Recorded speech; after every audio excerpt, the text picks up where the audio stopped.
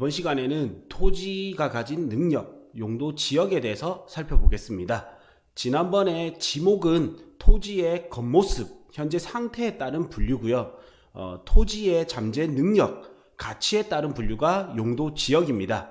사람을 볼 때도 처음에는 첫인상을 보지만 사람을 올바르게 잘 보기 위해서는 그 사람의 인성을 봐야 되지 않습니까? 이 인성에 해당하는 게 용도 지역입니다. 예를 들어서 요렇게 이제 이 제주도인데 경치가 좋은 곳에 이런 전원주택을 짓고 사는 게 꿈이라고 합시다. 그래서 이 경치 좋은 곳에 나는 전원주택을 짓고 살고 있었습니다. 그러나 옆에서 누군가가 가축을 기르는 거예요. 그리고 가축을 잡기도 하고, 그러면 이제 나는 물 좋고 공기 좋아서 여기에 전원 생활을 하고 있는데 심기가 불편해지겠죠. 그리고 이제 강 상류에 예를 들어서 공장이 들어왔다. 그러면 공기오염이나 수질오염이 될 수 있겠죠. 그래서 이 사람한테 클레임을 걸게 됩니다. 그러면 이 사람은 자기 땅에 내가 가축을 기르고 공장을 짓는데 네가 무슨 상관이냐, 이렇게 서로 갈등이 생길 수도 있잖아요. 그렇기 때문에 이런 걸 막기 위해서 토지에는 공법을 적용하게 됩니다. 아무리 내 땅이라도 내 마음대로 할 수 없는 거예요. 일정한 규제에 맞춰서 집을 짓거나 가축을 기르거나 공장을 지을 수가 있습니다. 그래서 이게 뭐냐, 일단 도시에서는 도시 계획을 세우도록 되어 있거든요. 그래서 이 도시 계획에 맞춰서 집을 짓거나 공장을 짓거나 가축을 기르거나 할 수가 있습니다. 그래서 이 도시 계획에는 도시 기본 계획이 있고요. 도시 관리 계획이 있습니다. 도시 기본 계획은 말 그대로 이제 도시를 보고 밑그림을 그리는 단계고요. 요때는 법적 구속력이 없습니다. 그러나 이제 큰 방향을 알 수가 있어요. 그리고 이제 도시 관리 계획에 오시면 법적 구속력을 갖췄단 말이에요. 그래서 이제 이 큰 방향을 보고 구체적 실행 방안이 어떻게 되는지 알 수가 있는 거예요. 그래서 이 도시 관리 계획은 다시 이제 용도 지역, 지구, 구역의 지정 및 변경이 있고, 2번 이제 기반 시설의 설치, 정비, 개량 이렇게 있습니다. 그래서 첫 번째 이제 등장하는 게 용도 지역이죠. 그만큼 이 용도 지역이 도시 계획에서 1순위로 등장할 만큼 가장 중요한 거예요. 그래서 이 도시 계획을 잘 보냐 아니냐 따라서 땅을 잘 보냐 아니냐가 달라지고, 결국 이 도시 계획과 땅을 잘 봐야지만 도시의 미래 모습을 예측할 수 있기 때문에 부동산 투자를 잘할 수 있느냐 없느냐가 되는 거예요. 그리고 두 번째는 이제 이거는 중요하니까 다시 볼 거고, 두 번째 이제 기반 시설의 설치, 정비, 개량이 나오잖아요. 여기에 이제 도로, 뭐 철도, 주차장, 뭐 학교, 공원 이런 것들이 다 들어가는 거예요. 다음 이제 세 번째는 도시 개발 사업인데, 말 그대로 도시를 개발하는 거, 그러니까 신도시 계획이라든지 산업단지 계획이라든지 이런 것들이 이제 도시 개발 사업에 들어가고요. 네 번째는 도시 정비 사업, 말 그대로 이제 정비 사업이니까 재개발, 재건축 등이 여기에 해당하는 거예요. 그리고 이제 다섯 번째는 지구 단위 계획 구역의 지정 변경 계획해서 이제 도시 개발보다는 조금 작은 소규모 특별 구역인 거예요. 쉽게 말해서 역세권이 아니었는데 여기가 역세권이 된다, 혹은 더블 역세권이 된다 하면 이 주변은 다른 지역과 다르게 특별구역으로 지정을 해서 규제를 강화시키거나 완화시켜야 된단 말이에요. 그런 게 해당하는 게 이 지구단위 계획구역, 그리고 입지규제 제소구역도 비슷한 성질입니다. 여기서 제일 중요한 게 뭐다? 이 도시의 밑그림을 그리는 계획, 이게 바로 용도 지역입니다.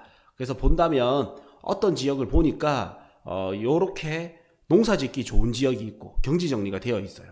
그리고 이렇게 자연환경을 보존해야 될 지역이 있고, 그리고 마을이 이미 어느 정도 형성이 된 지역이 있어요. 그래서 이렇게 어느 정도 형성된 지역에 우선순위로 뭐가 생기냐면 도로 계획이 들어오겠죠. 이미 현황 도로를 이용할 수도 있고 기존의 새로운 도로를 뽑을 수도 있습니다. 그래서 여기는 어느 정도 이미 사람들이 살고 있고 여기를 중심으로 해서 교통계획도 더 많이 들어간단 말이에요. 그래서 여기를 뭘로? 도시지역으로 지정을 하는 겁니다. 그래서 사람들이 살기 좋은 지역을 도시지역으로 지정을 하고, 여기에는 개발 용도를 굉장히 개발 가능성을 높여줍니다. 그리고 이제 자연환경 보존지역해서 여기 이렇게 자연환경을 보존해야 될 지역은 말 그대로 이제 보존입니다. 땅은 크게 이제 개발과 보존이 있는데 여기는 이제 보존 성향이 가깝고 여기는 개발 성향이 가까운 거죠. 다음 이제 농사 짓기 좋거나 산림하기 좋은 지역을 농림지역으로 합니다. 그래서 이 농림지역과 자연환경 보존지역은 이제 보존 쪽인 거예요. 그래서 땅값도 굉장히 싸고 개발 가치는 낮은 거예요. 반대로 마찬가지로 투자 가치도 낮아요. 도시지역은 개발 가치가 높기 때문에 투자 가치도 높은 거예요. 그리고 이 중간에 끼어서 이것도 아닌 저것도 아닌 지역이 관리지역이에요. 그래서 여기는 어느 정도 관리가 필요한데 관리하에 따라서 도시지역에 가까운 쪽도 있고 농림지역이나 자연환경 보존지역에 가까운 지역도 있어요. 그래서 이거는 관리지역도 다시 세분화가 되는데 우선 가장 중요한 게 이 도시지역이거든요. 그래서 도시지역부터 다시 보면 사람들이 집중적으로 모여 살아야 되는 지역이기 때문에 교통 중심지가 되는 쪽을 상업지역으로 지정을 하고요. 조금 한 블럭 뒤로 해서는 주거지역으로 지정을 합니다. 그리고 옆으로 해서는 이제 일자리가 들어올 공업지역으로 지정을 하는 거예요. 그래서 제일 중심지에는 상업지, 다음 이제 여기서 측면으로 해서는 공업지역, 그 위로 해서는 뭐 주거지역 이렇게 많이 형성이 되고 이 도시지역 내에서도 어느 정도 녹지 공간이 필요하단 말이에요. 그 부분을 이제 녹지지역 이렇게 분류를 하는 거예요. 그래서 계획도시들을 보면 뭐 창원이 대표적인 계획도시인데 이런 형태죠. 여기 가운데 이제 상업지역. 그래서 상업지를 중심으로 교통을 가장 좋게 만들어 놓고요. 다음 이제 주변으로 주거지역. 그리고 인근으로 해서 직주 근접으로 해서 산단을 조성을 하는 거예요. 그래서 이런 형태의 용도지역의 그림을 그린다. 그래서 지적 편집도를 통해서 용도지역이 표시가 되게 됩니다. 그래서 지적 편집도로 해서 용도지역 체계만 봐도 여기는 계획도시구나, 여기는 이제 주먹구구식으로 발전이 되었구나 이래 알 수가 있는 거예요. 그래서 이 지적 편집도로 용도지역 체계도만 잘 봐도 여기에 미래 가치가 어느 정도 보이게 되는 겁니다. 그리고 여기는 상권이 형성되겠구나, 여기는 이제 주거지역이 형성되겠구나, 여기는 이제 공장, 산업 등의 시설이 형성되겠구나, 주변에는 이제 녹지지역으로 지정이 되어 있구나, 이렇게 해서 보시다 보면 입지를 보는 눈이 굉장히 발전하게 됩니다. 그리고 이 용도지역은 구체적으로 뭐냐, 이 용도지역에 따라서 건축할 수 있는 건축물의 종류, 넓이, 높이, 건축물의 종류와 규모가 제한이 되는 겁니다. 이 용도지역은 전 국토에 지정이 되도록 되어 있고요. 다음 이제 용도지구가 나오는데, 용도지구는 이제 전 국토에서 약 2% 정도밖에 안 돼요. 그래서 용도지역으로 다 지정하지 못한 것을 용도지구로 다시 한번 규제를 합니다. 예를 들어서 용도지역이 상업지역이거나 뭐 준주거지역, 뭐 아직 배우지는 않았지만 뭐 3종 주거지역이라면 높이 건물을 지을 수 있는데 옆에 공항이 들어오는 거예요. 그러면 이제 고도 제한이 붙겠죠. 그래서 고도지구 해서 용도지역에서는 높이 지을 수 있지만 용도지구에서는 다시 한번 규제를 해서 높이 못 짓도록 만들어 버리는 거예요. 그래서 용도지역이 1차 규제, 그 다음 용도지구가 2차 규제, 그 다음 용도구역이 3차 규제. 용도지역으로는 이제 개발하기 괜찮다고 생각이 들지만 여기가 수자원을 보호해야 된다. 그러면 수자원 보호구역 이렇게 해서 개발하기 힘들게 만들어 놓는 거예요. 이 용도지구랑 용도구역은 그때 찾아보시면 돼요. 용도지역은 전국토에 지정이 되기 때문에 내가 반드시 개념을 이해하셔야 되고, 용도지구나 용도구역은 그때 내가 찾을 수 있는 능력만 갖추시면 됩니다. 그래서 용도지역부터 살펴보면 용도지역은 도관, 농자 이렇게 해서 크게 4가지로 분류가 되죠. 그래서 도시지역은 다시 주상공록 이렇게 4가지로 분류가 되고요. 그래서 도시지역은 개발 성향이 강한 곳, 농림지역과 자연환경 보존지역은 보존 성향이 강한 곳이거든요. 이 도시지역 중에서도 다시 주상공록이 있는데 이 녹지지역보다는 주상공이 개발하도록 분류를 해놓은 거예요. 그래서 이제 제가 가장 추천드리는 거는 저평가되어 있는 주거지역, 상업지역, 공업지역입니다. 개발하기에 괜찮은 땅인데도 불구하고 이미 개발된 땅은 고평가되어 있는 거고, 개발하기 좋은 땅으로 도시계획으로 분류를 했는데 아직 개발이 안 되었다, 덜 되었다, 이런 데가 저평가되어 있는 거예요. 이 땅이 가진 잠재 가치 대비 저평가되어 있기 때문에 이런 데는 어느 정도 압력이 있으면 땅값 상승률이 굉장히 높은 거예요. 그래서 1순위로 추천하는 거는 저평가되어 있는 이제 주거지역, 상업지역, 공업지역, 저평가되어 있는 개발지인 거예요. 다음 이제 두 번째로 추천하는 게 이 자연녹지 지역과 계획관리 지역이 있습니다. 이 자연녹지 지역은 이제 녹지 지역이 이제 기본은 보존이 원칙이지만 도시지역이잖아요. 그러니까 도시지역의 보존이 원칙이지만 이 녹지지역도 다시 세 가지로 나뉩니다. 자연녹지, 생산녹지, 보존녹지. 그래서 생산녹지는 도시지역 내에서 어느 정도 생산 능력을 가진 땅이니까 약간 이제 세모 정도, 개발과 보존의 세모 정도고, 보존녹지 지역은 이제 보존에 굉장히 가까운 거예요. 그래서 보존녹지 지역은 웬만큼 고수가 아니라면 피하시는 게 좋다. 그러나 이 자연녹지 지역은 보존을 원칙으로 하지만 일부 개발이 가능해요. 그리고 땅이 부족해지면 땅은 공급이 안 된다고 했죠.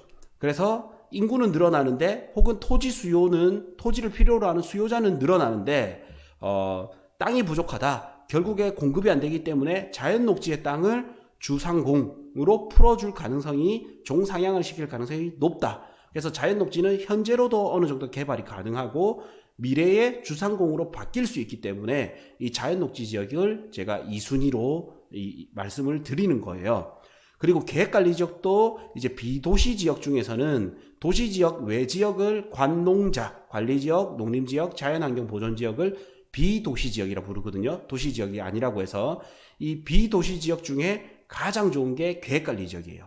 그래서 이 계획관리지역은 현재로도 개발할 수 있는 범위가 넓어요. 숙박시설도 가능하고 다가구주택, 다세대주택도 가능하고요. 아파트 빼고 웬만한 공동주택도 가능해요. 원룸, 빌라 이런 것도 가능하고요. 다음 숙박시설, 음식점 이런 것들도 가능해요. 그래서 개발할 수 있는 범위도 넓은 데다가 향후에 도시지역 편입이 1순위가 이 계획관리지역인 거예요. 그래서 당장에 내가 어느 정도 단기 투자로 수익을 보고 싶다면 저평가되어 있는 주상공이 1순위로 상승을 하고, 나중에 나는 조금 중장기로 보지만 가장 높은 수익률을 보고 싶다. 그러면 계획관리지역과 자연녹지 지역이 현재는 이제 주상공 개발 압력이 주상공에 비해서는 약하지만 그 다음 개발 압력이 강하단 말이에요. 그래서 이 현재로도 개발이 가능하지만 앞으로 주상공으로 바뀔 가능성도 있기 때문에 자연녹지 지역이 나중에 주거지 혹은 상업지역으로 바뀐다. 그러면 땅값 상승률 플러스 용도지역이 좋아짐에 따라서 상승률도 같이 볼 수가 있는 거예요. 그래서 중장기 투자에 높은 수익을 본다면 자연녹지 지역과 계획관리지역. 그 다음에 나는 비교적 단기 투자로 수익을 보고 싶다면 저평가되어 있는 주상공, 특히 상업지, 주거지, 이게 가장 좋습니다. 그래서 이제 그리고 어느 정도 고수가 된다고 하면 이제 이 생산관리 지역과 생산녹지 지역을 옥석을 찾는 거예요. 이거는 이제 어느 정도 고수가 되면 찾을 수가 있어요. 그래서 이제 초보분들이 나는 조금 안정적으로 아파트로 따지자면 브랜드 있고 세대수 많고 로얄동의 로얄층, 이걸 따지자면 이제 주상공이 이 아파트로 따지면 RR이 되는 거예요. 로얄동의 로얄층에 세대수 있고 브랜드 있고, 이게 이제 토지로 보면 주거, 상업, 공업 지역에 저평가된 땅이 제일 좋은 거예요. 다음 이제 아파트로 보자면 가장 대장이 들어오는 거 옆에서 수혜를 볼 수 있는 거 있죠. 그래서 상승률만 보면 대장 못지않게 높은 상승률, 투자금은 적게 들어가는데 높은 상승률을 볼 수 있는 게 대장 옆에 있는 수혜를 볼 수 있는 거 있죠. 그게 땅으로 따지자면 자연녹지 지역과 계획관리 지역이에요. 그러면 같이 이야기하면 주거지 옆에 있는 자연녹지, 상업지 옆에 있는 자연녹지, 이런 것들이 같이 혜택을 볼 수 있는데 현재 땅값은 저렴하기 때문에 투자금 대비 수익률이 높을 수도 있고, 상업지역이 부족해지면 이 자연녹지가 주거지역이나 상업지역으로 풀릴 수도 있어요. 그러면 수익률이 대박이 날 수도 있겠죠. 그래서 어느 정도 이제 중장기 혹은 대박이 날 수 있는 게 이 자연녹지와 계획관리 지역입니다. 그래서 제가 초보 기준으로 가장 추천하는 거는 저평가되어 있는 상업지, 주거지, 다음 자연녹지, 계획관리지역까지를 가장 추천드리고요. 어느 정도 내가 이제 땅 보는 눈도 생기고 어느 정도 개발도 할 수 있다, 건축이나 개발을 할 수 있다면 생산녹지지역과 생산관리지역도 살펴보면 좋습니다. 1단계는 이제 저평가되어 있는 주거, 상업, 그 다음에 자연녹지, 계획관리지역을 보시고 어느 정도 실력이 향상된다 그러면 이제 생산관리, 생산녹지를 보시면 되겠습니다. 다음 이제 보존녹지지역, 보존관리지역, 농림지역, 자연환경보존지역은 그냥 쳐다도 안 보시는 게 좋다. 이거는 어디에 표시되어 있냐면 지난 시간에 배운 대로 토지이용계획 확인서라는 서류에 표시가 되도록 되어 있습니다.